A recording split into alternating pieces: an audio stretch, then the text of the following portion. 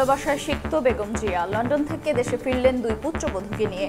১৭ বছর পর মাতৃভূমে ডাক্তার জুবাইদা, অল্প সময় তারেক রহমানেরও ফেরার আশা। নতুন বাংলাদেশে স্বৈরতান্ত্রিক কাঠামোর বিলোপ চায় এনসিপি, মৌলিক সংস্কারে ৭৫ প্রস্তাব। ১৫ মের পর আলোচনার দ্বিতীয় ধাপ শুরুর আশা ঐকমত্য কমিশনের। ঈদুল আজহায় টানা ১০ দিন বন্ধ অফিস আদালত, উপদেষ্টা পরিষদের সভায় ছুটি অনুমোদন। ১ সপ্তাহের মধ্যে কার্যকর হবে সাইবার সুরক্ষা আইন, জানালেন ডক্টর আসিফ। সরকারি গ্যাস বোতলে ভরে বেসরকারিভাবে বিক্রি, বিপিসির বিরুদ্ধে বছরে লাখ কোটি টাকা আত্মসাতের প্রমাণ পেল দুদক। আইন অনুযায়ী ব্যবস্থা নেবে কমিশন।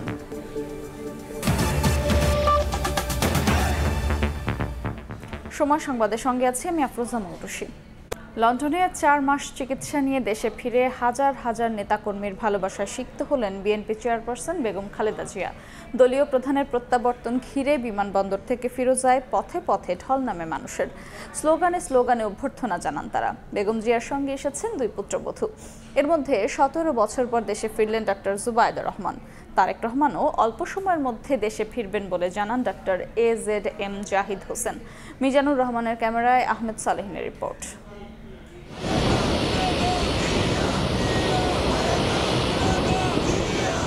সকাল ১০টা ৪০ বেগম খালেদা জিয়াকে বহনকারী কাতারের রয়্যাল এয়ার অ্যাম্বুলেন্স হজরত শাহজালাল আন্তর্জাতিক বিমানবন্দরের রানওয়ে ছুতেই উচ্ছ্বাসে ফেটে পড়েন বিএনপি নেতাকর্মীরা। দুই পুত্রবধূকে নিয়ে বিমানবন্দর থেকে বের হওয়ার সময় তৈরি হয় আবেগঘন পরিবেশ। যুক্তরাজ্যে ৪ মাস চিকিৎসা শেষে ঢাকায় ফেরেন বিএনপি চেয়ারপারসন। বিমানবন্দরে তাকে স্বাগত জানান দলের মহাসচিব মির্জা ফখরুল সহ জ্যেষ্ঠ নেতারা। বেগম জিয়ার সঙ্গে দেশের মাটিতে ১৭ বছর পর পা রাখেন তার পুত্রবধূ তারেক রহমানের সহধর্মিণী ডাক্তার জুবাইদা রহমান। সঙ্গে ছিলেন ছোট ছেলে প্রয়াত আরাফাত রহমান কোকোর স্ত্রী সৈয়দা শামিলা রহমান সিথি। বাসার উদ্দেশ্যে রওনা দেওয়ার সময় বিমানবন্দরের ৮ নম্বর গেটে উপস্থিত গণমাধ্যম কর্মীদের দিকে হাত নেড়ে শুভেচ্ছা জানান সাবেক প্রধানমন্ত্রী।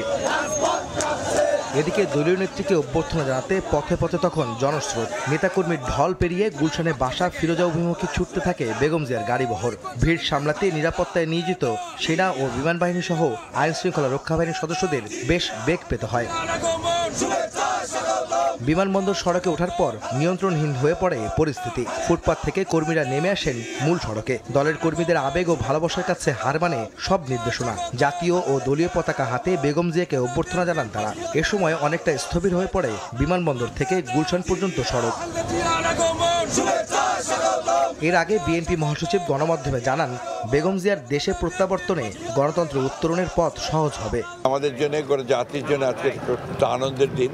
তার দেশে ফিরে আসা এটা আমাদের গণতন্ত্রের উত্তরণের পথকে আরও সহজ করবে, দেশকে একটা সঠিক বৈষম্যহীন একটা পরিস্থিতির দিকে নিয়ে যেতে সহযোগিতা করবে।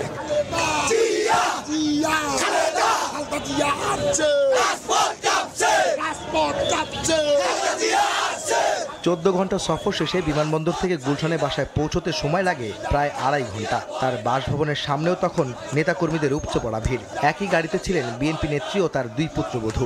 বাসার ভেতরে অপেক্ষমান স্বজনরা স্বাগত জানান তাদের।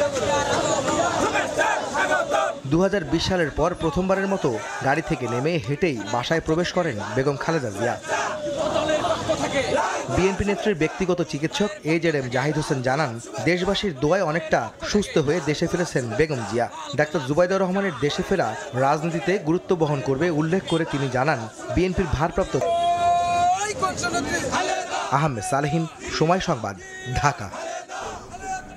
বেগম খালেদা জিয়ার আগমনে উচ্ছ্বসিত দলের নেতাকর্মীরা। তারা বলছেন, চেয়ারপারসনের উপস্থিতি দলকে আরও শক্তিশালী ও ঐক্যবদ্ধ করবে।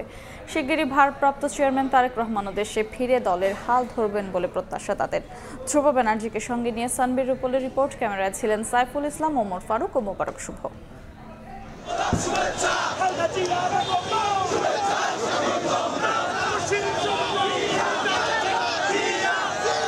হাতে হাতে প্ল্যাকার্ড, দলীয় ও জাতীয় পতাকা, মুখে স্লোগান। বিএনপির কর্মী সমর্থকদের সরব উপস্থিতিতে দিনভর মুখর ছিল হযরত শাহজালাল আন্তর্জাতিক বিমানবন্দর থেকে গুলশানের ফিরোজা পর্যন্ত। তীব্র রোদ গরম উপেক্ষা করে লাখো জনতার ঢল নামে ঢাকার রাজপথে। নেতাকর্মীদের আবেগমাখা অভূতপূর্ব এ উচ্ছ্বাস উল্লাস দলীয় প্রধান বেগম খালেদা জিয়া ও পরিবারের সদস্যদের বরণ করে নিতে। আমরা আসলে আবেগ আপ্লুত হইয়া তাকে এখন দেখার জন্য আসলে এই যে সকলে এত কষ্ট করে আসছি। আমি লন্ডন থেকে এখানে এসে রাজপথে দাঁড়িয়েছি তার জন্য। দলের নেতাকর্মীরা মনে করেন নির্বাচন সামনে রেখে বিএনপিকে সুসংহত করতে গুরুত্বপূর্ণ ভূমিকা রাখবেন বেগম জিয়া। তার দীর্ঘ হায়াত কামনা করি, যাতে ওনাকে আল্লাহ দীর্ঘজীবী করেন এবং এই দেশের হাল ধরতে পারেন। আজকের এই আগমন গণতন্ত্র প্রতিষ্ঠা পারবে। আমরা আশা করি সামনের রাজনীতি গণতন্ত্রের মুক্তি যেহেতু হয়েছে, গণতন্ত্রের এই ধারা অব্যাহত থাকবে। আমাদের সংগ্রাম চলমান। দেশনেত্রী বেগম খালেদা জিয়ার এই বাংলাদেশের প্রত্যাবর্তনের মাধ্যমে নিশ্চয়ই এটা আরও বেশি ত্বরান্বিত হবে। বিমানবন্দর থেকে বেগম জিয়ার বাসভবন পর্যন্ত যেতে 3 ঘন্টার মতো সময় লেগে গেছে। সঙ্গে 2 ছেলের স্ত্রী সহ 14 জন সফর সঙ্গী। গাড়ির বহরের এই পুরোটা পথ অতিক্রম করতে হয়েছে সারা দেশ থেকে আসা নেতাকর্মীদের ভিড় ঠেলে। কখনো কখনো ভিড় সামাল দিতে বেগ পেতে হয়েছে আইন শৃঙ্খলা বাহিনীকেও। তবু প্রিয় নেত্রীকে এক নজর দেখতে পেয়ে চোখে মুখে ছিল প্রশান্তি। আমরা যাই কষ্ট করেছি, আমাদের নেত্রীকে দেখার পর আমাদের সকল ক্লান্তি চলে গেছে। তৃষ্ণার্ত চাতকের মতো চেয়েছিলাম, দেশ নেত্রী বেগম খালেদা জিয়া আসার পরে আমাদের হৃদয়ের পিপাসা মিটেছে। মা যখন সুস্থ হয়ে ঘরে ফিরে তখন সন্তানের যে খুশি থাকে, ঠিক ততটাই খুশি হয়েছি আমরা। চিকিৎসা নিয়ে দেশে ফেরার পর বেগম জিয়া সুস্থ শরীরে দেশ ও নেতাকর্মীদের আরও অনেক দিন আগলে রাখবেন এমন প্রত্যাশা বিএনপির কর্মীদের। সানবীর রূপল, সময় সংবাদ, ঢাকা। এই মুহূর্তে গুলশানের বাসভবন ফিরোজার সামনে আছেন রিপোর্টার আতাউর কাউসার। সরাসরি যাচ্ছি তার কাছে। কাউসার,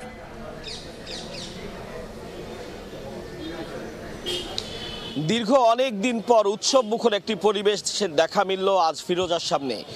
কারণ দীর্ঘ 4 মাস চিকিৎসাধীন থাকার পরে আজ বেগম জিয়া দেশে ফিরেছেন এবং বেগম খালেদা জিয়া অনেকটাই সুস্থ শারীরিকভাবে এবং মানসিকভাবে অনেকটাই সুস্থ অবস্থায় দেশে ফিরেছেন বা দেশে ফিরবেন। এই যে সংবাদ প্রাপ্তির পর থেকেই তার নেতাকর্মীদের মাঝে একটি প্রচণ্ড উচ্ছ্বাস কাজ করছিল এবং অপেক্ষা কাজ করছিল কবে সশরীরে তিনি দেশে ফিরবেন, কবে তারা নিজ চোখে সশরীরে বেগম জিয়াকে সুস্থ অবস্থায় দেখতে পাবেন। তো আজ সে প্রতীক্ষার শেষ হয়েছে। আজ বেলা 10:30টার পরে তিনি বাংলাদেশে ল্যান্ড করার পরে পরবর্তীতে যখন প্রায় 2 ঘন্টার মতো লেগেছে এয়ারপোর্ট থেকে ফিরোজায় পৌঁছাতে এবং এই পুরোটি পথ জুড়ে অর্থাৎ বিমানবন্দর থেকে শুরু করে ফিরোজা পর্যন্ত পুরো পথে অসংখ্য নেতাকর্মীদের প্রাণোচ্ছল উপস্থিতি আমরা সকাল থেকেই লক্ষ্য করেছি। তারা অপেক্ষা করছিলেন কখন বেগম জিয়া ল্যান্ড করবেন এবং ফিরোজার উদ্দেশ্যে রওনা দিবেন। তারা ফুল নিয়ে নানা রকমের প্ল্যাকার্ড নিয়ে রাস্তার দুপাশে অপেক্ষা করছিলেন এবং বেগম জিয়া 1:25 নাগাদ ফিরোজায় প্রবেশ করেন। এখনো পর্যন্ত আমরা গুলশানে ফিরোজার সামনে প্রচুর নেতাকর্মীদের উপস্থিতি আমরা দেখতে পাচ্ছি এবং প্রত্যেকেই যথেষ্ট আনন্দিত এবং উচ্ছ্বসিত অবস্থায় আছেন। কারণ আসলে আজকে সত্যিকার অর্থেই তাদের জন্য একটি অত্যন্ত খুশির দিন। কারণ দীর্ঘ সময় ধরে বেগম জিয়া শারীরিকভাবে মানসিকভাবে প্রচণ্ড নিপীড়নের শিকার হয়েছেন, শারীরিকভাবে অসুস্থ ছিলেন। তার যে প্রপার চিকিৎসাটা দরকার ছিল সেটি বারবার চেয়েও তিনি পাননি। অবশেষে সেই দোসরের পলায়নের পরে একটি সুযোগ তৈরি হয়েছে, যার প্রেক্ষিতে তিনি দেশের বাইরে গিয়ে চিকিৎসা নিতে পেরেছেন এবং অনেকটাই শারীরিকভাবে সুস্থ হয়ে মানসিকভাবে উৎফুল্ল অবস্থায় আজ তিনি দেশে ফিরেছেন।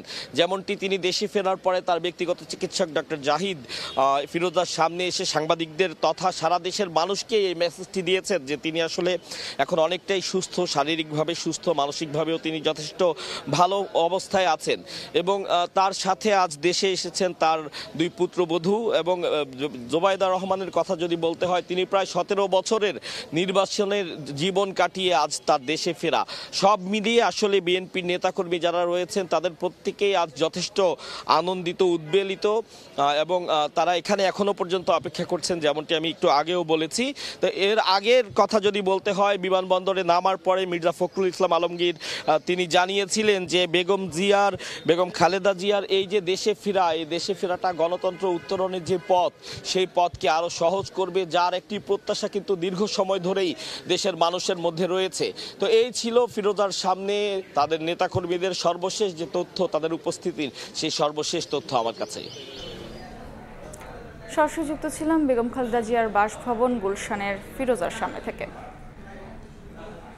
গৃহবধূ থেকে রাজনীতির মাঠ, সবখানেই দৃঢ়তার প্রমাণ দিয়েছেন বেগম খালেদা জিয়া।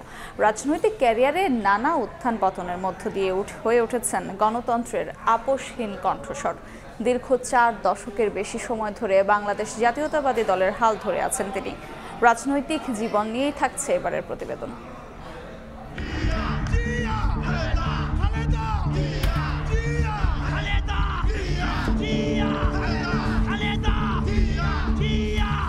বাংলাদেশের রাজনীতির ইতিহাসে এক উজ্জ্বল নাম বেগম খালেদা জিয়া, যিনি শুধু একজন সাবেক প্রধানমন্ত্রী নন, গণতন্ত্র পুনরুদ্ধারের আন্দোলন, রাজনৈতিক সংগ্রাম ও আপোষহীন নেতৃত্ব তাকে নিয়ে গেছে অনন্য উচ্চতায়। 41 বছর ধরে বাংলাদেশ জাতীয়তাবাদী দল বিএনপির হাল ধরে আছেন বেগম জিয়া। গৃহবধূ থেকে রাজনীতির মাঠ, দলকে আগলে রেখে প্রমাণ দিয়েছেন তার দৃঢ়তা। 2 বার পূর্ণাঙ্গ, একবার সংক্ষিপ্ত সময়ের জন্য প্রধানমন্ত্রীর দায়িত্ব পালন করেন বেগম জিয়া। বিএনপি চেয়ারপারসনের রাজনৈতিক ক্যারিয়ারও সংগ্রাম মুখর। একাকার সময় তাকে কারাবন্দী করা হলেও দেশ ও গণতন্ত্রের স্বার্থে আপোষ করেননি তিনি। পরবর্তীতে আওয়ামী লীগ সরকারের সময় দুর্নীতির মামলায় কারান্তরীণ করা হয় বেগম জিয়াকে। দলটির নেতারা বলে থাকেন, দেশ ও রাজনীতি ছাড়তে হবে, কারামুক্তির এই শর্ত দিলেও আপোষ করেননি তিনি। 5 আগস্ট রক্তক্ষয়ী জুলাই অভ্যুত্থানের পর মুক্তি পান বেগম জিয়া। এক্ষেত্রেও আপোষহীনতার প্রমাণ দেন বিএনপি চেয়ারপারসন। দণ্ড হওয়া 2 মামলায় রাষ্ট্রপতির সাজা মওকুফ মেনে না নিয়ে আইনি লড়াইয়ের পথে হাঁটেন তিনি। পরে একে একে সব মামলা থেকে মুক্ত হন সাবেক প্রধানমন্ত্রী বেগম খালেদা জিয়া। রাজনৈতিক বিশ্লেষকরা মনে করেন, দীর্ঘ রাজনৈতিক জীবনে নানা উত্থান পতনের মধ্য দিয়ে বেগম জিয়া হয়ে উঠেছেন এক প্রতীক, যিনি কখনো আপোষ করেননি নিজের বিশ্বাস ও দলের আদর্শের সঙ্গে। আফজাল হোসেন, সময় সংবাদ, ঢাকা। অন্য প্রসঙ্গ, নতুন বাংলাদেশে স্বৈরতান্ত্রিক কাঠামোর বিলোপ চায় এনসিপি। এছাড়া সংসদের স্থায়ী কমিটির প্রধান হিসেবে বিরোধী দলীয় সংসদ সদস্য রাখা সহ 75টি প্রস্তাব দিয়েছে দলটি। সংস্কার প্রশ্নে জাতীয় ঐকমত্য কমিশনের সঙ্গে দ্বিতীয় দফায় বৈঠকে এই প্রস্তাব দেওয়া হয়। নেতারা জানান, ভোটারের বয়স, প্রধানমন্ত্রীর মেয়াদকাল ও ক্ষমতার ভারসাম্য বিষয়ে আগের অবস্থানেই অনড় তারা।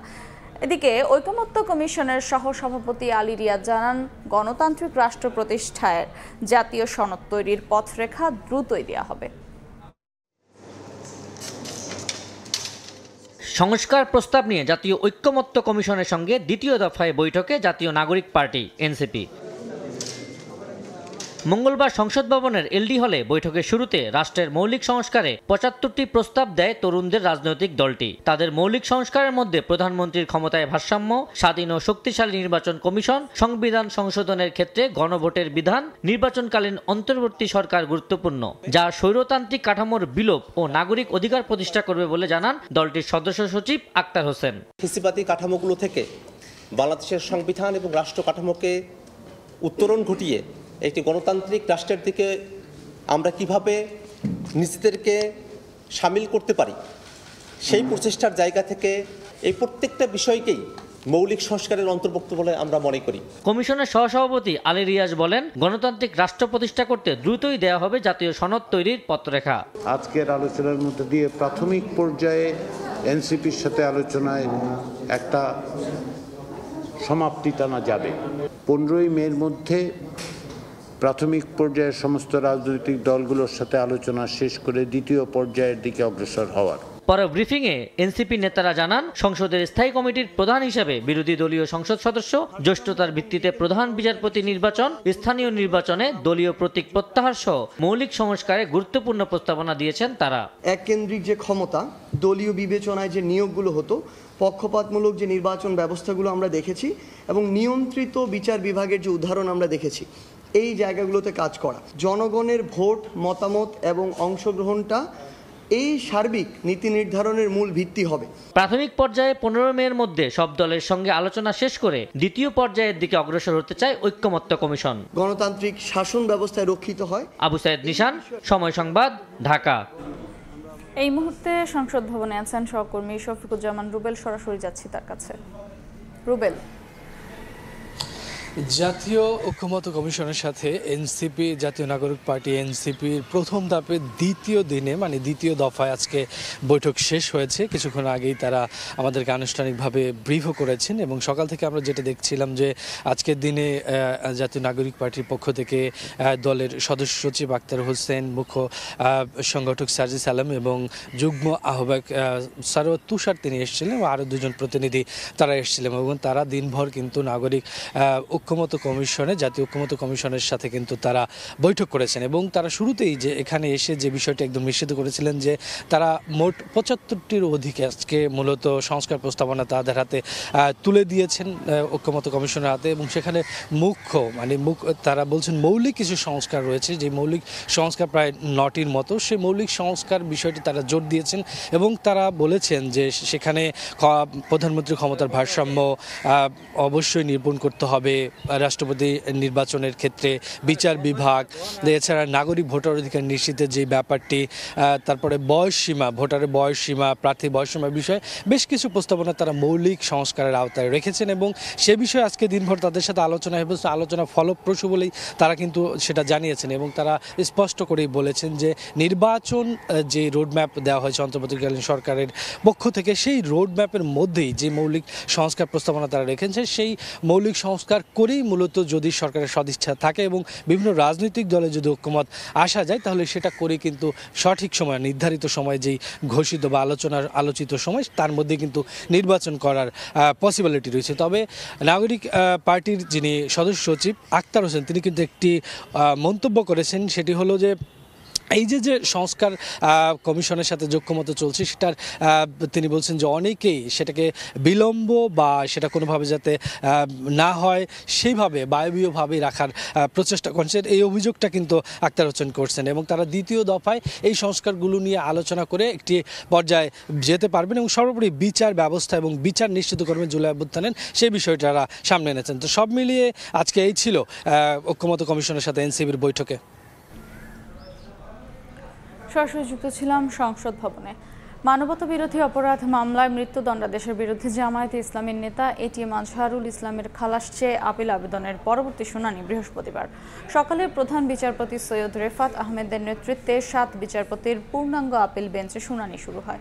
আদালতে আবেদনের পক্ষে শুনানি করেন শিশির মনির। শুনানিতে তিনি বলেন, আন্তর্জাতিক আইন না মেনেই আজহারুল ইসলামের বিচার কাজ পরিচালনা করা হয়। সাক্ষীদের আদালতে ক্রস চেক করার সুযোগও পায়নি আসামি পক্ষ। মহান মুক্তিযুদ্ধে গণহত্যা, ধর্ষণ সহ 9 ধরনের 6টি অভিযোগে 2014 সালে আজহারুল ইসলামকে মৃত্যুদণ্ড দেন ট্রাইব্যুনাল। রায়ের বিরুদ্ধে আপিলের শুনানির পর 2019 সালের 31 অক্টোবর মৃত্যুদণ্ড বহাল রেখে রায় ঘোষণা করেন তৎকালীন প্রধান বিচারপতি সৈয়দ মাহমুদ নেতৃত্বাধীন 4 বিচারপতির আপিল বেঞ্চ। 90 ভাগ শেষ হয়ে গেছে, বাকি 10 ভাগ শুনানির জন্য আগামী বৃহস্পতিবার সকালে 1 নম্বর আইটেম আকারে বাকি অংশ শুনানি অনুষ্ঠিত হবে। আমরা আজকে এটাও বলেছি যে আন্তর্জাতিক আইনের প্রযোজ্যতা ছাড়া ইন্টারন্যাশনাল ক্রাইমস ট্রাইব্যুনাল আইনের অধীন কিংবা এই ট্রাইব্যুনালে বিচার করা সম্ভব নয়। আমি আশা করব আমাদের আপিল বিভাগ পূর্ণাঙ্গ বেঞ্চ আন্তর্জাতিক আইনের প্রযোজ্যতা এখানে অবশ্যই পজিটিভ অর্থে ডিসাইড করবেন। অ্যাট দ্য সেম টাইম জনাব আজহারুল ইসলাম সাহেবকে 2 নম্বর, 3 নম্বর এবং 4 নম্বর চার্জে যে মৃত্যুদণ্ড দিয়েছেন এই মৃত্যুদণ্ড থেকে তাকে বেকসুর খালাস প্রদান করবেন। এনসিপি নেতা হাসনাত আবদুল্লাহর উপর হামলার ঘটনায় নতুন করে গ্রেফতার 43 জনকে আদালতে তোলা হয়েছে। এই মুহূর্তে গাজীপুর আদালতে আছেন রিপোর্টার মেহেদি হাসান, সরাসরি যাচ্ছি তার কাছে। হাসনাত আবদুল্লাহর উপর হামলার ঘটনাকে কেন্দ্র করে গত 24 ঘন্টায় গাজীপুরের বিভিন্ন এলাকা থেকে নতুন করে 43 জনকে কিন্তু গ্রেফতার করার তথ্য আমরা পেয়েছি। এর মধ্যে আমরা এই মামলার যে তদন্তকারী কর্মকর্তা আমরা তার সাথে কথা বলেছিলাম। সবশেষ তথ্য অনুযায়ী একটু জানিয়ে রাখতে চাই, এই 43 জনের মধ্যে কিন্তু প্রায় মোট 15 জনকে আজকে এরই মধ্যে কোর্টে তোলা হয়েছে এবং সেই কোর্টে তোলার পর আমরা দেখেছি বিশেষ করে এই 15 জনকে আজকে কিন্তু আবারও কারাগারে প্রেরণ করার নির্দেশ দিয়েছেন আদালত এবং এর বাইরে একটু জানিয়ে রাখতে চাই, গতকাল আসলে যে 43 জনকে নতুন করে, অর্থাৎ গতকাল যাদেরকে কোর্টে তোলা হয়েছিল, বিশেষ করে 54 জন আটকের পর 43 জনকে আসলে গ্রেফতার দেখানো হয়। সেই 43 জনের মধ্যে গতকাল তাদেরকে কারাগারে প্রেরণ করার কথা ছিল এবং কারাগারে প্রেরণ করা হয়েছে। এবং আজকে আবার তাদের রিমান্ড শুনানির জন্য আজকে কিন্তু কোর্টে মামলার তদন্তকারী কর্মকর্তা তিনি কিন্তু আবেদন করেছেন। তার প্রেক্ষিতে প্রত্যেকের কিন্তু 7 দিনের রিমান্ড শুনানির জন্য আবেদন করেছেন। 43 জনেরই 7 দিনের রিমান্ড আবেদন করেছেন। তবে তার প্রেক্ষিতে তাদেরকে রিমান্ড দেওয়া হবে কিনা সেই তথ্য এখন পর্যন্ত জানা যায়নি। সেটি নিশ্চয়ই আরও কিছুক্ষণ সময় পর আমরা আসলে বিস্তারিত তথ্য জানতে পারবো। তো এখন পর্যন্ত আজকে যে নতুন করে যাদেরকে গ্রেফতার করা হয়েছে 43 জন, তার মধ্যে কিন্তু এই হাসনাত আবদুল্লার উপর হত্যা চেষ্টা মামলায় 15 জনকে আবার নতুন করে কারাগারে পাঠিয়েছে, আদালতের মাধ্যমে তাদেরকে কারাগারে পাঠানো হয়েছে। একটু জানিয়ে রাখতে চাই, এই ঘটনাকে কেন্দ্র করে গত 2 দিন যাবৎ কিন্তু গাজীপুরের পরিস্থিতি বেশ উত্তপ্ত এবং আইনশৃঙ্খলা বাহিনীর মধ্যে কিন্তু এক ধরনের উত্তপ্ত পরিস্থিতি বিরাজ করছে। তারা বারবার আসলে আমাদেরকে যেটি জানিয়েছেন, এখন পর্যন্ত আইনশৃঙ্খলা বাহিনীর কোনো আসলে আনুষ্ঠানিক কোনো ব্রিফিং না থাকলেও তাদের কাছ থেকে আমরা জানতে পেরেছি যে এই ঘটনায়, বিশেষ করে এই হামলার ঘটনায় যারাই জড়িত থাকবেন তাদেরকেই তারা গ্রেফতার করবেন। এমনকি এই ঘটনায় একটু জানিয়ে রাখতে চাই, মোট এখন পর্যন্ত যে এই মামলার ভিকটিম হাসনাত আবদুল্লাহ, তার কথা অনুযায়ী কিন্তু এই মামলায়, অর্থাৎ তার উপর সরাসরি হামলায় জড়িত ছিলেন 10 থেকে 12 জন।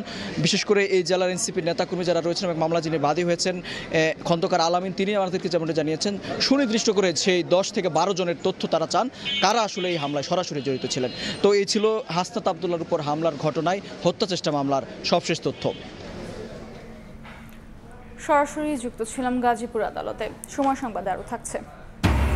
সাক্ষ্য দিতে না আসায় মাগুরায় শিশু আসিয়া ধর্ষণ ও হত্যা মামলার 7ম দিনে শুনানি হয়নি। 2 চিকিৎসকের বিরুদ্ধে অজামিনযোগ্য গ্রেপ্তারি পরোয়ানা জারি আদালতের।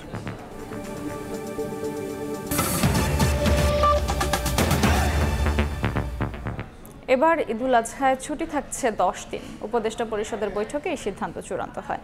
বিকেলে ফরেন সার্ভিস একাডেমিতে সংবাদ সম্মেলনে কথা জানান প্রধান উপদেষ্টার প্রেস সচিব।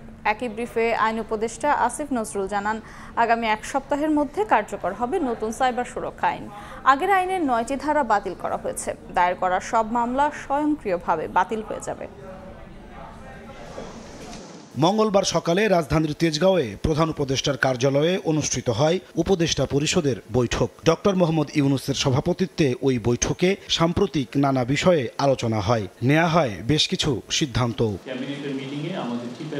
বৈঠক শেষে বিস্তারিত জানাতে ফরেন সার্ভিস একাডেমিতে সংবাদ সম্মেলনে প্রেস সচিব শফিকুল আলম জানান, এবার পবিত্র ঈদুল আজহার ছুটি 10 দিন করার সিদ্ধান্ত নেওয়া হয়েছে। 5 জুন থেকে 10 জুন পর্যন্ত ছিল ঈদুল আজহার ছুটি, কিন্তু দেখা যাচ্ছে যে ওয়েডনেসডে অ্যান্ড থার্সডে, যেটা জুন 11 এবং 12, এবং অনেক ক্ষেত্রেই সেইটাকে ছুটি ঘোষণা করে মোট 10 দিন ছুটি, যার ফলে যেটা 11-12 হওয়াতে আপনার 13-14 তারিখ উইকেন্ড, তাহলে মোট ঈদুল আজহার ছুটি হবে 10 দিন। আইন, বিচার ও সংসদ বিষয়ক উপদেষ্টা ডক্টর আসিফ নজরুল জানান, আগামী 1 সপ্তাহের মধ্যে কার্যকর হবে নতুন সাইবার সুরক্ষা আইন। আগের আইনের 9টি ধারা বাতিল করা হয়েছে। আগের সব মামলা স্বয়ংক্রিয়ভাবে বাতিল বলে গণ্য হবে বলেও জানান আসিফ নজরুল। প্রথমবারের মতো ইন্টারনেটকে নাগরিক অধিকার হিসাবে স্বীকৃতি দেওয়া হয়েছে। দেশে প্রথমবারের মতো অনলাইন জুয়া নিষিদ্ধ করা হয়েছে। আগের যে আইনটা ছিল ডিজিটাল সিকিউরিটি অ্যাক্ট, সেখানকার 9টা ধারা বাতিল করা হয়েছে এবং এই 9টা ধারায় ছিল কুখ্যাত ধারা। এই ধারাগুলোতে 95% মামলা দায়ের হয়েছিল। এই মামলাগুলো এখন স্বয়ংক্রিয়ভাবে বাতিল হয়ে যাবে। এই সপ্তাহের মধ্যে এটা চূড়ান্তভাবে প্রয়োগ হয়ে যাবে। যুব ও এলজিইডি উপদেষ্টা আসিফ মাহমুদ সজীব ভুইয়া বলেন, জাতীয় যুব উদ্যোক্তা নীতিমালার চূড়ান্ত অনুমোদন দেওয়া হয়েছে, যার মাধ্যমে তরুণদের উদ্যোক্তা বানাতে কাজ করবে সরকার। নাজমুস সালেহি, সময় সংবাদ, ঢাকা। ঈদুল আজহার ট্রেনের অগ্রিম টিকিট বিক্রি শুরু হচ্ছে 21 মে, আর ফিরতি যাত্রার টিকিট বিক্রি শুরু হবে 30 মে। ঢাকায় রেলওয়ে মহাপরিচালকের সভাপতিত্বে শনিবার অনুষ্ঠিত বৈঠকে আগাম ও ফিরতি যাত্রার টিকিট বিক্রির সময়সূচি ঠিক হয়। অগ্রিম টিকিট বিক্রির শুরুর দিন 21 মে দেওয়া হবে 31 মের টিকিট। এবারও ঈদের আগাম ও ফিরতি যাত্রায় 100% টিকিট অনলাইনে বিক্রি করা হবে বলেও জানানো হয়।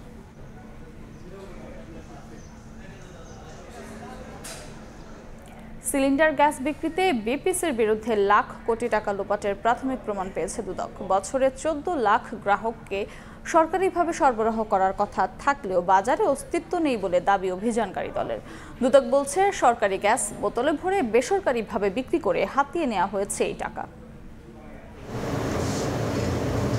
কয়েক দশক ধরে রান্না করতে বোতলজাত এলপিজি গ্যাস ব্যবহার করছে মানুষ।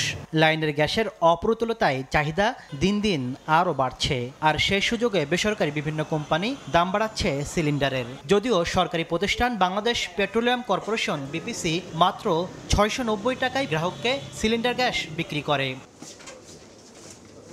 এই গ্যাস বিক্রিতে দুর্নীতির অভিযোগে মঙ্গলবার দিনভর বিপিসি কার্যালয়ে অভিযান চালায় দুদক। উঠে আসে ভয়াবহ চিত্র। সাধারণ মানুষের কাছে যে গ্যাস 690 টাকায় পৌঁছানোর কথা, সেই গ্যাস বেসরকারি কোম্পানির বোতলে ভরে বিক্রি হচ্ছে 1400 থেকে 1600 টাকায়। প্রতি বোতলে গ্রাহককে গুনতে হচ্ছে অতিরিক্ত 700 থেকে 900 টাকা। এখানে তো একটা ব্যাপক অনিয়ম হয়েছে এবং অর্থ আত্মসাৎ হতে পারে, এটা আমাদের কাছে প্রাথমিকভাবে মনে হচ্ছে। কারণ এই প্রতিটা সময় ধরে কারা এই চক্রটা বা কারা ছিল বা কারা বর্তমানে আছে যে এইভাবে সরকারি যে গ্যাসটা, সরকারি গ্যাসটাকে বেসরকারিকরণ করা হচ্ছে। বিপিসির হিসাব বলছে প্রতি বছর 14 লাখ সিলিন্ডার গ্যাস উৎপাদন করে সরকার, আর অতিরিক্ত 700 টাকা প্রতি সিলিন্ডারে গ্রাহক পর্যায়ে ব্যয় হলে প্রতারকদের হাতে চলে যায় প্রায় 1 লাখ কোটি টাকা। সংস্থাটির চেয়ারম্যান জানালেন অনিয়মের বিরুদ্ধে কঠোর অবস্থানের কথা। যে পরিমাণ এখন যে চাহিদা, সেই মার্কেট শেয়ার বিপিসির খুবই কম। হাওবার এটা আমাদের কোম্পানির মাধ্যমে বিক্রি করা হয়, কিন্তু দেখা যাচ্ছে যে কিছু অসাধু ব্যবসায়ী, কিছু অসাধু ডিলার এই মালামালগুলো নিয়ে গিয়ে তারা রিফিলিং করছে অন্য বোতলে। তাদের বিপিসির বোতল থেকে নিয়ে আমরা দেখলাম যে অন্য বোতলে করছে, যেটা which is very criminal offence একটা। দুদক কর্মকর্তারা জানিয়েছেন বিপিসি থেকে পাওয়া অনিয়মের তথ্যের আলোকে পরবর্তীতে ব্যবস্থা নেওয়া হবে। তাসলিম তৌহিদ, সময় সংবাদ, ঢাকা। পুলিশের কাজে বাধা দেওয়া সহ 4 মামলায় সনাতনী জাগরণ জোটের মুখপাত্র চিন্ময় কৃষ্ণ দাসকে আরও 4 মামলায় গ্রেফতার দেখানোর আদেশ দিয়েছেন আদালত। সকালে এই আদেশ দেন চট্টগ্রাম মেট্রোপলিটন ম্যাজিস্ট্রেট। এর আগে চট্টগ্রাম নগরের কোতোয়ালি থানার পুলিশের কাজে বাধা প্রদান, আইনজীবী ও বিচার প্রার্থীদের উপর হামলা সহ 4 মামলায় চিন্ময় দাসকে গ্রেফতার দেখানোর আবেদন করেন তদন্ত কর্মকর্তারা। কারাগার থেকে ভার্চুয়ালি শুনানিতে যোগ দেন চিন্ময় কৃষ্ণ দাস। শুনানি শেষে 4 মামলায় গ্রেফতার দেখানোর আদেশ দেন আদালত।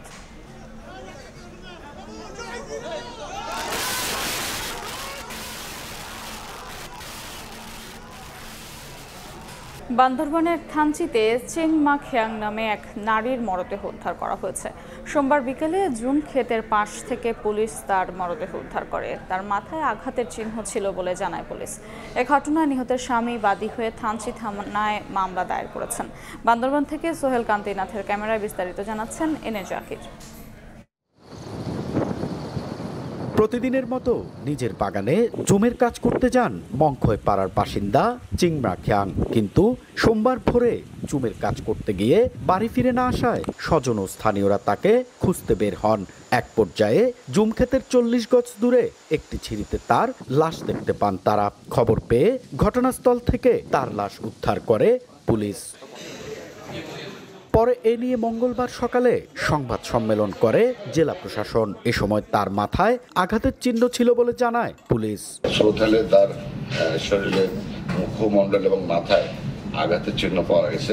এই মামলাটা একটা হত্যাজনিত মামলা হিসেবে তারা যেভাবে এফআইআর দিয়েছে, আমরা সেভাবেই এটা মামলা নিয়েছি এবং এটা সর্বোচ্চ গুরুত্ব সহকারে দেখা হচ্ছে। এই ঘটনায় নিহতর স্বামী সুমন খ্যাং বাদী হয়ে থানচি থানায় একটি ধর্ষণ ও হত্যা মামলা দায়ের করেছেন। দ্রুত তদন্ত করে হত্যাকাণ্ডের রহস্য উদ্ঘাটনে সর্বোচ্চ গুরুত্ব দেওয়া হচ্ছে বলে জানিয়েছেন জেলা প্রশাসক। প্রশাসন ও আইন শৃঙ্খলা রক্ষাকারী বাহিনী সর্বোচ্চ গুরুত্ব ও সতর্কতার সাথে কাজ করে যাচ্ছে।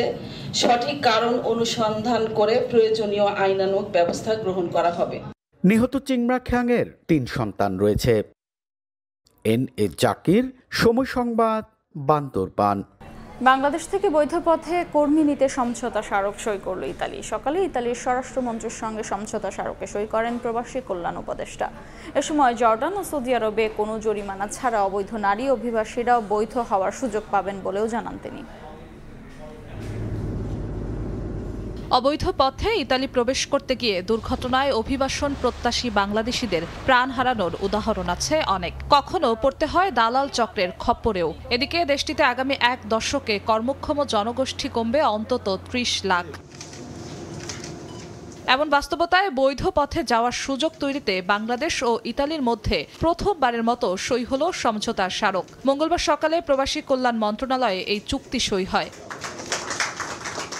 ইতালির স্বরাষ্ট্রমন্ত্রী জানান, অভিবাসন নীতিতে দুই দেশের পারস্পরিক বন্ধুত্ব ও সহযোগিতাপূর্ণ মনোভাব বজায় থাকবে। আমরা আশা করব অভিবাসন প্রত্যাশীরা বৈধ প্রক্রিয়া অনুসরণ করবে। বাংলাদেশের সঙ্গে আমাদের বন্ধুত্বপূর্ণ সম্পর্ক দীর্ঘস্থায়ী হবে। প্রবাসী কল্যাণ উপদেষ্টা জানিয়েছেন, অবৈধ অভিবাসন বন্ধের পাশাপাশি চুক্তি অনুযায়ী ইতালির ভিসা সহজ করা ও শিক্ষার্থীদের বৃত্তি সুবিধা বাড়ানো হবে। এই যে অবৈধ পথে আমাদের অভিবাসীরা গিয়ে আপনার প্রাণনাশের ঝুঁকির মধ্যে পড়তো, সেখানে বৈধ পারিশ্রমিক পেত না, মাঝে মাঝে গ্রেফতার হতো, চলে আসতে হতো, এই সমস্ত যন্ত্রণা আশা করি অনেকাংশে উপশম হবে। এ সময় জর্ডান ও সৌদি আরবে কোনো জরিমানা ছাড়া অবৈধ নারী অভিবাসীদের বৈধ হওয়ার সুযোগের কথা জানান উপদেষ্টা। কোনো নারী কর্মী যদি নিজের থেকে গিয়ে বলে যে আমার এখন বৈধভাবে থাকার আর স্কোপ নাই, আমাকে বৈধকরণ করা হোক, নিজের থেকে যদি গিয়ে বলে, তাহলে তাকে 1 টাকাও জরিমানা দিতে হবে না। কিন্তু পুলিশ যদি অভিযান চালিয়ে কাউকে দেখে যে অবৈধভাবে আছে, তখন তাকে হেভি পেনাল্টি দিতে হবে। ভবিষ্যতে ইউরোপের আরও দেশের সঙ্গে চুক্তির পরিকল্পনার কথা চুক্তি সই অনুষ্ঠানে জানানো হয়। জিনাতারা জশোয়া, সময় সংবাদ, ঢাকা। পরিবেশের টেকসই উন্নয়ন এবং স্থিতিশীল অর্থনীতির ন্যায়সঙ্গত উত্তরণে সরকার কাজ করছে বলে জানিয়েছেন পরিবেশ উপদেষ্টা। সকালে রাজধানীর আগারগাঁওয়ে চীন মৈত্রী সম্মেলন কেন্দ্রে একটি বেসরকারি প্রতিষ্ঠানের উদ্বোধনী অনুষ্ঠানে অংশ নিয়ে তিনি কথা বলেন। উপদেষ্টা জানান, অন্তর্বর্তীকালীন সরকারের মেয়াদে পরিবেশের ভারসাম্য বিনষ্ট হয় এমন প্রকল্প নিরুৎসাহিত করা হচ্ছে। দেশে বিদ্যুৎ ও জ্বালানির বড় একটি অংশ আমদানি নির্ভর হওয়ায় তা ব্যবহারে সচেতন হওয়ারও আহ্বান জানান তিনি।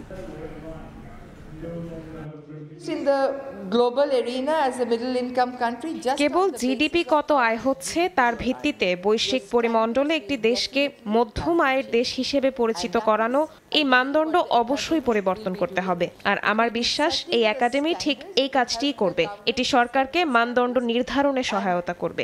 যত বেশি এই মানদণ্ড বিভিন্ন খাতে ব্যাপকভাবে চর্চা হবে, তাই ধীরে ধীরে রাষ্ট্রের পরিচয় হয়ে উঠবে। তাই আমাদের সবার জন্যই বেসরকারি খাতের সঙ্গে কাজ করা অত্যন্ত গুরুত্বপূর্ণ। ভবিষ্যতের শহর নিরাপদ, পরিবেশ বান্ধব ও দুর্যোগ সহনশীল হবে বলে মন্তব্য করেছেন গৃহায়ন ও গণপূর্ত মন্ত্রণালয়ের উপদেষ্টা আদিলুর রহমান খান। সকালে রাজধানীতে একটি 5 তারকা হোটেলের রাজুক ও জাইকার এক সেমিনারে এই মন্তব্য করেন তিনি। ভবন সংক্রান্ত দুর্যোগের ঝুঁকি প্রশমনের জনসচেতনতা বৃদ্ধি বিষয়ক এই সেমিনারে উপস্থিত ছিলেন রাজুক চেয়ারম্যান, গৃহায়ন ও গণপূর্ত মন্ত্রণালয়ের সচিব ও জাইকা প্রতিনিধিরা। এ সময় রাজধানীর ভবনগুলোতে যথাযথ বিল্ডিং কোড অনুসরণের উপর গুরুত্ব দেন বক্তারা। সেই সঙ্গে সম্ভাব্য দুর্যোগ মোকাবেলায় সর্বোচ্চ প্রস্তুতি রাখার পাশাপাশি জনসচেতনতা বাড়ানোর উপরও জোর দেন। এদিন রাজুক ও জাইকার মধ্যে একটি চুক্তি স্বাক্ষরিত হয়। আমরা চাই ভবিষ্যতের শহর হবে এমন যেখানে প্রতিটি ভবন হবে নিরাপদ, পরিবেশ বান্ধব এবং দুর্যোগ সহনশীল। কারণ দুর্যোগ তো এটা আমাদের কিছু করার নাই, হবেই, এবং সেটা যেন সহনশীল হয়, যেন সেই জায়গায় দৃঢ়ভাবে এবং দুর্যোগ মোকাবেলা করতে অভ্যস্ত এমনভাবে কাঠামোটা তৈরি করা হয়। মশক নিধনে রংপুর সিটি কর্পোরেশন কোটি কোটি টাকা খরচ করলেও সুফল পায়নি নগরবাসী। অভিযোগ উঠেছে, নিয়মিত ড্রেন, ঝোপঝাড়, ডোবা পরিষ্কার না করায় মশার উপদ্রব বেড়েছে কয়েক গুণ। এ কারণে বেড়েছে ডেঙ্গু, ম্যালেরিয়া সহ নানা রোগ। তবে কর্তৃপক্ষের দাবি, মশক নিধনের লক্ষ্যে ওয়ার্ডগুলোতে কাজ শুরু হয়েছে। আব্দুর রশিদ জীবনের রিপোর্ট। মশার আক্রমণ থেকে রক্ষায় দিনেও টাঙ্গাতে হচ্ছে মশারি, এমনকি অনেক বাড়িতেই বন্ধ রাখা হচ্ছে দরজা জানালা। রংপুর মহানগরে দিন দিন বাড়ছে মশার উপদ্রব। মশারি, স্প্রে ও কয়েল জ্বালিয়েও নিয়ন্ত্রণ করা যাচ্ছে না পরিস্থিতি। নগরবাসীর অভিযোগ, দীর্ঘদিন ধরে নগরীর খাল ও ড্রেন পরিষ্কার পরিচ্ছন্ন না করায় ময়লার ভাগাড়ে পরিণত হয়েছে, যে কারণে প্রজনন বাড়ছে মশাসহ বিভিন্ন ক্ষতিকারক কীটপতঙ্গের। এমনকি নগর ভবনের উদাসীনতায় সমস্যা আরও প্রকট আকার ধারণ করেছে। দিনের বেলাও মশারি টাঙানো লাগতেছে, গুড নাইট লাগাচ্ছি, কয়েল ধরাচ্ছি, পড়াশোনার প্রবলেম হচ্ছে। দিনে কি রাতে কি, মশা ছাড়া এখানে থাকা চিন্তাই করা যায় না। মশা নিধনের যে ওদের যে গ্যাসটা আছে যে সে দেয়, ওটাও তো দেয় না, এখন অনেক দিন থেকে নাই। দিনের বেলা মানুষজন মশারি খাটে থাকতে হয়, এইরকম অবস্থা। মশার উপদ্রবও বেশি, আবার ক্ষতিগ্রস্ত হচ্ছি, বিভিন্ন রকম সমস্যার সম্মুখীন হচ্ছি, অসুস্থ হয়ে যাচ্ছি। এজন্য আমরা এটা সমস্যার সমাধান চাই। 2023-24 অর্থ বছরে মশক নিধনে রংপুর সিটি কর্পোরেশন ব্যয় করেছে 1,25,00,000 টাকা, আর চলতি অর্থ বছরে এ ব্যয় ধরা হয়েছে 1,40,00,000। তারপরেও মশার উপদ্রব নিয়ন্ত্রণে গতানুগতিক বক্তব্য কর্তৃপক্ষের। মশক নিধন কার্যক্রম পরিচালনার জন্য আমাদের রংপুর সিটি কর্পোরেশনের তরফ থেকে পরিষ্কার পরিচ্ছন্নতা এবং আমাদের বিশেষ করে শ্যামাসুন্দরী পরিচ্ছন্নতা আর অ্যাডাল্টিসাইড লার্ভিসাইড প্রয়োগ এগুলো কাজ চলমান রয়েছে। স্বাস্থ্য বিভাগের তথ্য মতে চলতি বছর রংপুরে এখন পর্যন্ত ডেঙ্গুতে আক্রান্ত হয়েছেন 5 জন। আব্দুল রশিদ জীবন, সময় সংবাদ, রংপুর। গাইবান্ধা ও নীলফামারীতে ছড়িয়ে পড়েছে গবাদি পশুর লাম্পি স্কিন রোগ। খামারিরা বলছেন অনেক এলাকায় চিকিৎসা করেও মিলছে না সমাধান, রয়েছে সরকারি ভ্যাকসিনের স্বল্পতাও। কোরবানির আগে এমন রোগের প্রাদুর্ভাবে আতঙ্কিত তারা, তবে আতঙ্কিত না হয়ে নিয়মিত চিকিৎসার পরামর্শ প্রাণী সম্পদ বিভাগের। বিস্তারিত রিপোর্টে। কোরবানির পশুর হাটকে কেন্দ্র করে গবাদি পশু পরিচর্যায় ব্যস্ত খামারিরা। এখন চলছে হৃষ্টপুষ্টের কাজ। বছরের সবচেয়ে বড় পশু বিক্রির সুযোগ যখন কাছেই, তখনই দেখা দিয়েছে পশুর লাম্পি স্কিন ডিজিজ। গাইবান্ধা ও নীলফামারীর বিভিন্ন খামারে ব্যাপক আকারে ছড়িয়ে পড়েছে গবাদি পশুর ভাইরাসবাহী এই রোগ। ছড়াচ্ছে এক পশু থেকে অন্য পশুতে। সবচেয়ে বেশি আক্রান্ত হচ্ছে অল্প বয়স্ক পশু। খামারিরা বলছেন আক্রান্ত গরুর চিকিৎসা করেও মিলছে না সমাধান। এমনকি অনেক এলাকায় দেখা দিয়েছে সরকারি ভ্যাকসিনের সংকট। গলার নিচটা ফুলে গেছে এবং পিছনের ডান পাটা ফুলছে। আরো 5টা খুব আতঙ্কের মধ্যে আছে। গোটা গোটা ঘা ভাড়া, এটা হলো 8-10 দিন হলো বাইরে চিকিৎসা করছি। লাম্পিংয়ের যে একটা ভ্যাকসিন আছে স্যার, এই ভ্যাকসিন না থাকার কারণে আমরা অসুবিধায় পড়তেছি। এই রোগ থেকে গবাদি পশুকে বাঁচাতে অ্যান্টিবায়োটিকের ব্যবহার বন্ধ সহ গোয়ালঘর পরিচ্ছন্ন রাখার পরামর্শ প্রাণী সম্পদ বিভাগের। পাশাপাশি আতঙ্কিত না হয়ে চিকিৎসা সেবা নেওয়ার আহ্বান সংশ্লিষ্ট কর্মকর্তার। শীতের পরে কিছু লিফলেট বিতরণ করেছি লাম্পি স্কিন ডিজিজ প্রতিরোধের জন্য। মানুষকে পরামর্শ দিয়েছে তোমরা এখন ভ্যাকসিন দাও, যে গরুটা আক্রান্ত হবে ওটা মশারি নিচে রাখার জন্য পরামর্শ দিচ্ছি। মশা মাছির উপদ্রব কমানো এবং ভাইরাল গঠিত রোগ হওয়াতে শুধুমাত্র প্যারাসিটামল এবং ভিটামিন সি এবং অ্যান্টিভাইরাল জাতীয় ওষুধ খাওয়ালে দ্রুত সুস্থতা লাভ করে। প্রাণী সম্পদ বিভাগের তথ্য মতে গত 2 মাসে লাম্পি স্কিন ডিজিজে আক্রান্ত হয়েছে গাইবান্ধার প্রায় 5,000 ও নীলফামারীর প্রায় 2,000 গবাদি পশু। খাদিজা স্বপ্না, সময় সংবাদ। খেলার খবর। ভবিষ্যতের ভাবনাকে প্রাধান্য দিতে গিয়ে বর্তমানের ক্ষতি করছেন কিনা লিপু রাজ্জাকের নির্বাচন প্যানেলের কাছে এমন প্রশ্ন তুলেছেন বিসিবির সাবেক প্রধান নির্বাচক মিনহাজুল আবেদিন নান্নু। তিনি বিস্মিত বিপিএলের সেরা পারফর্মার মেহেদী মিরাজকে টি-20 দলে না রাখায়। ঘরোয়া কোনো পর্যায়ে অধিনায়কত্ব না করা শেখ মেহেদীকে সহ অধিনায়ক করারও সমালোচনা করেছেন তিনি। তবে নতুন অধিনায়ক লিটন দাসকে নিয়ে উচ্ছ্বসিত Nannu. Miraz is a very very important বলি, ভ্যালুয়েবল বলি আমাদের জাতীয় দলের জন্য। টি-20 প্ল্যানিংয়ে একটু ব্যাকফুটে আছেন, বাট তিনি ডেফিনেটলি যে কোনো সময় যে কোনো পরিস্থিতিতে অ্যাডাপ্ট করার জন্য একটা চমৎকার খেলোয়াড়। মিরাজকে টি-20 দলে না রাখার যে কারণ ব্যাখ্যা করেছেন প্রধান নির্বাচক, সেটা কতটা যৌক্তিক তা তর্ক সাপেক্ষ। টপ পারফর্মার হয়েও মিরাজ দুর্ভাগা নাকি বৈষম্যের শিকার, এ নিয়ে দ্বিধায় থাকতেই পারেন এই টাইগার অলরাউন্ডার।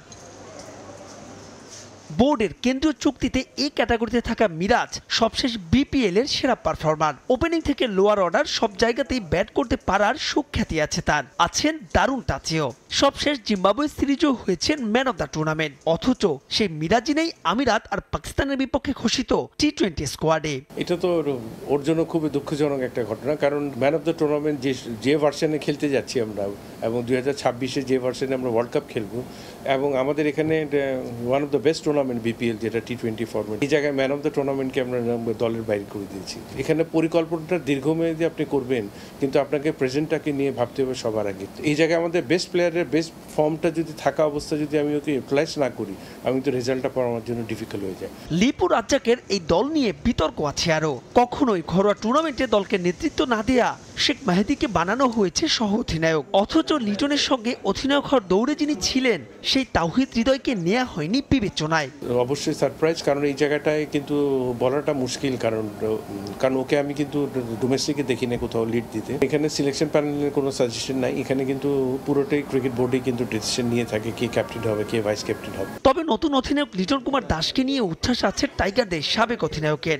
নান্নুর মতে নেতৃত্বে সফল হবেন এলকেডি। 26 পর্যন্ত যেহেতু অলরেডি বোর্ড ওকে দায়িত্ব দিয়ে দিয়েছে, আমি মনে করি ওর কাছে যথেষ্ট ক্যাপাবিলিটি আছে ভালো ফ্রন্ট লাইনে থাকে লিড দেওয়ার। হান্নান সরকার পদত্যাগ করায় নির্বাচকের একটা পদ অনেকদিন ধরে খালি পড়ে আছে। ব্যস্ত শিডিউলকে সামনে রেখে তাই দ্রুততম সময়ের মধ্যে আরও একজন নির্বাচক নিয়োগের পরামর্শ মিনহাজুল আবেদিন নান্নুর। সিলেক্টরদের দেখলে এটা এজিলিটি বাড়ে। মাহবুব রিমন, সময় সংবাদ, ঢাকা। এ পর্যায়ে শীর্ষ সংবাদগুলো জানিয়ে দিচ্ছি আরেকবার।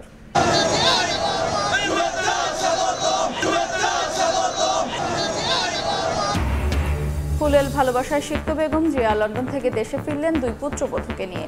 17 বছর পর মাতৃভূমি ডক্টর জুবাইদা, অল্প সময়ে তারেক রহমানেরও ফেরার আশা। সংবিধান সংশোধনে গণভোটের বিধান চায় এনসিপি, স্থানীয় ভোটে দলীয় প্রতীক প্রত্যাহার সহ 75 প্রস্তাব। 15 মের পর আলোচনার দ্বিতীয় ধাপ শুরু, রাষ্ট্র ঐকমত্য কমিশনের। এবং ঈদুল আজহায় টানা 10 দিন বন্ধ অফিস আদালত, উপদেষ্টা পরিষদের সভায় ছুটি অনুমোদন, 1 সপ্তাহের মধ্যে কার্যকর হবে সাইবার সুরক্ষা আইন, জানালেন ডক্টর আসিফ।